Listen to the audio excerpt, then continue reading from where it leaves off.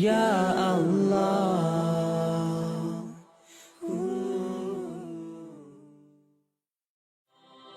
লাইফে আপনি কাউকে এভাবে ভালোবেসেছেন যে তার কথাই কম বেশি সবসময় চিন্তা করেন?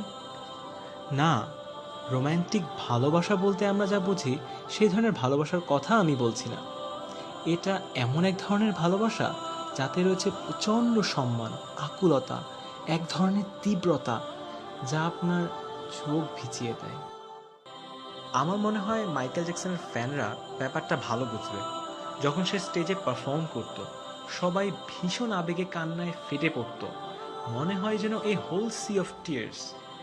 উত্তেজনায় অনেকে বেহুশও হয়ে যেত।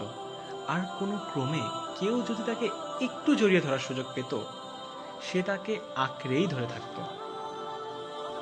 ফুটবল ফ্যানরাও ব্যাপারটা ভালো বুঝবে। তার ফেভারিট প্লেয়ারকে একটু ছুঁয়ে দেয়া, জড়িয়ে ধরা যেন জীবনের সবচেয়ে দামি মুহূর্ত তাদের জন্য। কি স্ট্রেঞ্জ একটা লাভ, যার কারণে তারা অদ্ভুত সব কাজ করে বসে। তাদের জার্সি পরে, এমনকি তাদের মতো হেয়ার কাটও দেয়।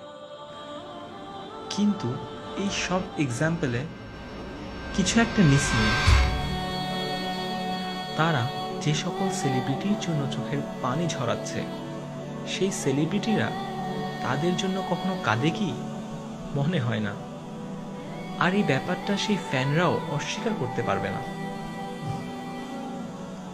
তাদের জিজ্ঞেস করলে হয়তো বলবে, আমার ফেভারিট সেলিব্রিটিরা কেন আমার জন্য কাঁদবে? আমি এমন কে? What makes me special? আর যদি বলি যে এমন একজন মানুষ ছিলেন যিনি সত্যি সত্যি আপনার জন্য কাঁদতেন, আর এই মানুষটি মর্যাদা, খ্যাতি বা সম্মানে যে কোনো সেলিব্রিটি অথবা পার্সোনালিটির থেকে অনেক অনেক উপরে, তিনি হলেন মুহাম্মদ সাল্লাল্লাহু আলাইহি ওয়াসাল্লাম। তিনি রাত জেগে নামাজ পড়তেন, তার পা ফুলে যেত নামাজ পড়তে পড়তে। আর নামাজের মাঝে কাদের জন্য দোয়া করতেন জানেন? আমাদের জন্য, যেন আমরা ভালো থাকি।